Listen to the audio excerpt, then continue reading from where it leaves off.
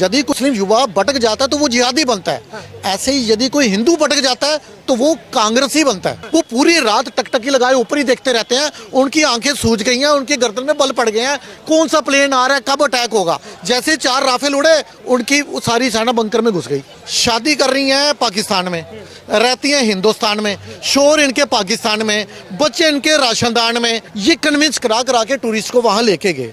जिसकी सबसे पहले हत्या हुई शुभम, उसकी पत्नी का जो स्टेटमेंट सामने आई, उसने कहा कि खच्चर वालों की बातों से मुझे लग गया था कि कुछ अनहोनी होने वाली है। वो कह रहा था आपके शोर कहाँ हैं, उनको साथ रखिए। मुझे बताइए कांग्रेस के दामाद का क्या स्टेटमेंट सबसे पहले सामने आई? वो कह रहा है भारत के अंदर मुस्लिम जो है ना वो अपने आप को दबा हुआ महसूस कर रहा है, इसलिए वहां पे जो हमला हुआ। कांग्रेस के जो बड़े बड़े नेता है ना वो पोस्टर बॉय बने हुए पाकिस्तान के अंदर। नमस्कार, आप देख रहे हैं वो न्यूज और मैं हूं आपके साथ विनायक कुमार। देखिए, पहलगाम के अंदर अटैक हुआ, उसके बाद भारत के प्रधानमंत्री के साथ 140 करोड़ जनता खड़ी है, लेकिन उसके बाद अब विपक्ष सवाल उठा रहा है कि प्रधानमंत्री को पहले पाकिस्तान को मुंहतोड़ जवाब देना चाहिए। वो प्रधानमंत्री जो है, अब उनकी कैबिनेट के मंत्री कह रहे हैं कि पहले भारत के अंदर जातीय जनगणना हो। जो सरकार एक समय में जातीय जनगणना के विरोध थी, आखिर वही सरकार जातीय जनगणना क्यों करवा रही है? आम जनता के बीच में है, जुड़ेंगे, बातचीत करेंगे। क्या नाम है आप? मैं मिस्टर अरोड़ा, दिल्ली से। अच्छा अरोड़ा जी, क्या कहेंगे, ये जो सरकार है, पहलगाम को जो है जिस तरह से आतंकी हमला हुआ उस पर जवाब पाकिस्तान को ना देकर अभी जो है कहा जा रहा है कि अब जातीय जनगणना हो। ये कैसे बोल सकते हैं पाकिस्तान को जवाब ना देकर? मिलिट्री को पूरी छूट दे दी है, तो क्या मोदी जी पूरा दिन पाकिस्तान पाकिस्तान करते रहे हैं? क्या भारत के और काम नहीं है? अभी वेव्स की मीटिंग थी, वो भी अटेंड करना जरूरी था। चुनाव आ रहे हैं, वो भी देखने जरूरी हैं। ये तो पाकिस्तान वाली मोदी जी के लिए तो छोटी सी बात है। मोदी जी के लिए क्या किसी ने सोचा था कि 2008 का 2011 का जो मुख्य आरोपी मुनव्वर राणा वो भारत में लाया जाएगा? सब लोग भूल चुके थे, लाए ना मोदी जी भारत में। मुझे बताइए, यदि यूपीए की सरकार होती तो क्या अभिनंदन सकुशल वापिस आ सकता था? क्या यूपीए की सरकार होती तो क्या सर्जिकल स्ट्राइक हो सकती थी? नहीं हो सकती थी। सभी को मालूम है मोदी जी ही बदला लेंगे। मैं आपको बता दूं, इतना जो है पाकिस्तान में आतंकवादी नहीं है जितने भारत में गद्दार बैठे हैं। अच्छा। जैसे ना हम कहते हैं ना, कोई मुस्लिम युवा भटक जाता है, यदि मुस्लिम युवा भटक जाता है तो वो जिहादी बनता है, ऐसे ही यदि कोई हिंदू भटक जाता है तो वो कांग्रेसी बनता है। अच्छा। देखो, सभी को मालूम है जब यूपीए की सरकार थी 2008 में सबसे अधिक भारत में ब्लास्ट हुए। क्या महाराष्ट्र, क्या दिल्ली, क्या जयपुर, क्या असम, क्या नहीं। असम में 470 लोग मारे गए थे। 166 महाराष्ट्र जो मुंबई ब्लास्ट हुआ, 166 लोग मारे गए थे। उसके बाद बराक ओबामा ने अपनी प्रॉमिस लैंड बुक के अंदर मेंशन किया कि उस समय की जो कांग्रेस सरकार थी वो रिलक्टेंट थी, वो इच्छुक ही नहीं थी बदला लेने के लिए। उसने कहा कि इससे बीजेपी को हिंदू मुस्लिम होगा और बीजेपी को फायदा पहुंचेगा। मुझे बताइए, जहां जहां जगह जगह बम धमाके होते थे तो यूपी की सरकार क्या करती थी? एक ही काम करती थी, हम इसकी कड़ी निंदा करते हैं, इसके अलावा कुछ नहीं करती थी। अब जो है मोदी जी हैं, सभी को, इवन की पूरी दुनिया को मालूम है कि मोदी जी बदला जरूर लेंगे। सिर्फ कांग्रेस जो है उसी को जोड़ा लग रहा है। आज सुप्रिया श्रीनेता कह रही हैं 10 दिन हो गए, आप उनकी नींद नहीं हराम कर रहे, विपक्ष की नींद हराम कर रहे हो। देखिए, पाकिस्तान सेना जो है उनकी नींद हराम है। वो पूरी रात टकटकी लगाए ऊपर ही देखते रहते हैं, उनकी आंखें सूज गई हैं, उनकी गर्दन में बल पड़ गए हैं, कौन सा प्लेन आ रहा है, कब अटैक होगा। जैसे 4 राफेल उड़े, उनकी सारी सेना बंकर में घुस गई।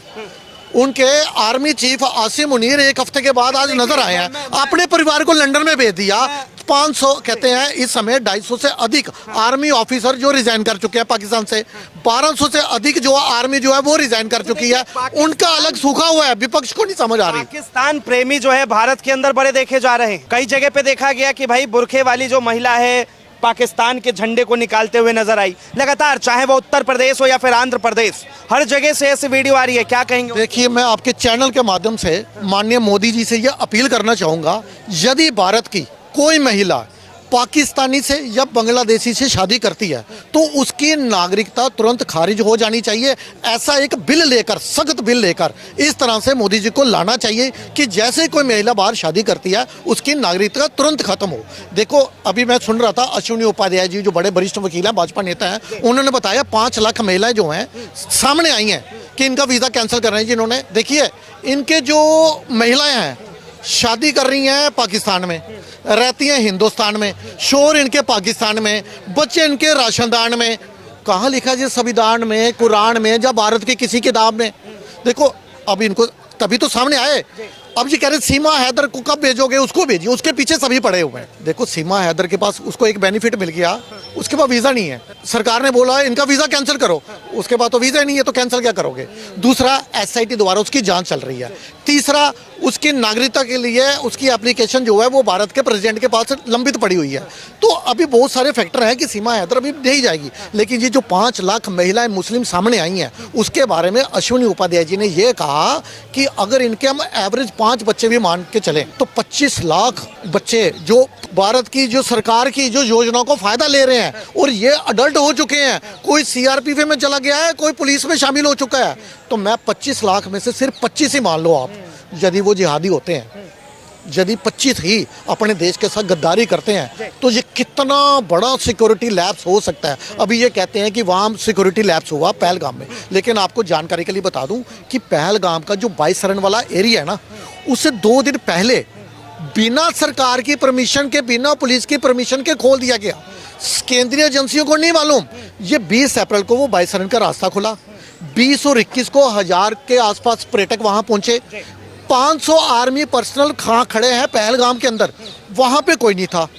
और वहाँ पे जो कुछ देखो ये जो है ना, जो थे खच्चर वाले, ये कन्विंस करा के टूरिस्ट को वहाँ लेके गए। जिसकी सबसे पहले हत्या हुई शुभम, उसकी पत्नी का जो स्टेटमेंट सामने आई, उसने कहा कि खच्चर वालों की बातों से मुझे लग गया था कि कुछ अनहोनी होने वाली है। वो कह रहा था आपके शोहर कहाँ हैं, उनको साथ रखिए। कितना होने वाली थी, अनहोनी हो गई, ये मानते हैं, जवाब उन्हें देना है ये भी जानते हैं।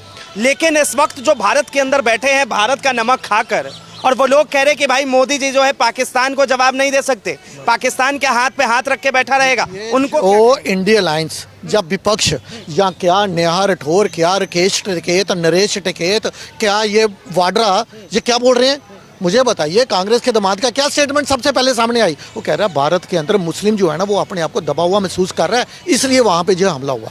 अरे भारत का मुस्लिम खुशहाल है या दबा हुआ है, जहाँ 4 भाई रहेंगे, खटपट होगी, उसका हमारा आंतरिक मामला है। क्या इसका फायदा कोई दुश्मन देश उठाएगा और आप उसको क्लीन चिट भी दे दोगे इतनी जल्दबाजी में? इनको माफ़ी मांगनी चाहिए। देखो कांग्रेस के जो बड़े बड़े नेता है ना, वो पोस्टर बॉय बने हुए पाकिस्तान के अंदर। एक सवाल है, देखिए मैं एक बात आप कह रहे कि भाई हमारे देश के हैं, भारत के हैं, हम में जो है खटपट होगी, भाईचारा है, तो फिर वो महिलाएं कौन थी किनके घर से आई थी जो लोग पाकिस्तान का झंडा उठा रही थी सड़क से? देखो वो वही महिलाएं थी, मैंने आपको क्या बोला, 5 लाख महिलाएं अभी सामने आई हैं, ज़्यादा भी हो सकती हैं, जिन्होंने शादी करी हुई है पाकिस्तान में और रह रही हैं हिंदुस्तान में। बच्चे पैदा यहाँ पे हो रहे हैं, उनके शोहर जो हैं वो बच्चे पैदा करके इनको यहाँ भेज देते हैं, जाओ भारत में अंदर, वहाँ लाडली बहन योजना या जितनी भी भारत सरकार की योजनाएं हैं उसका फ़ायदा उठाओ, राशन फ्री का लो, आप सब कुछ बच्चे वहाँ पैदा करो। और मैंने क्या बोला, उन्होंने बोला है अगर 5 लाख महिलाएं हैं तो 25 लाख बच्चे अगर मान के चलें हम, उनमें से मैंने आपको बोला कि यदि 25 भी जिहादी होते हैं तो क्या होगा? इतने पाकिस्तान में आतंकवादी नहीं है जितने भारत के अंदर गद्दार बैठे हुए हैं। इसकी सरकार को देखना चाहिए। क्या बोला मैंने कि यदि कोई मुस्लिम भटक जाता है तो जिहादी बनता है, यदि कोई हिंदू भटक जाता है तो वो कांग्रेसी बनता है। इसको सभी को मालूम है। देखो यदि अभिनंदन वापिस आया, मुझे बताइए यदि यूपीए की सरकार होती तो क्या अभिनंदन सकुशल वापिस आ सकता था? यदि यूपीए की सरकार होती तो क्या सर्जिकल स्ट्राइक हो सकती थी?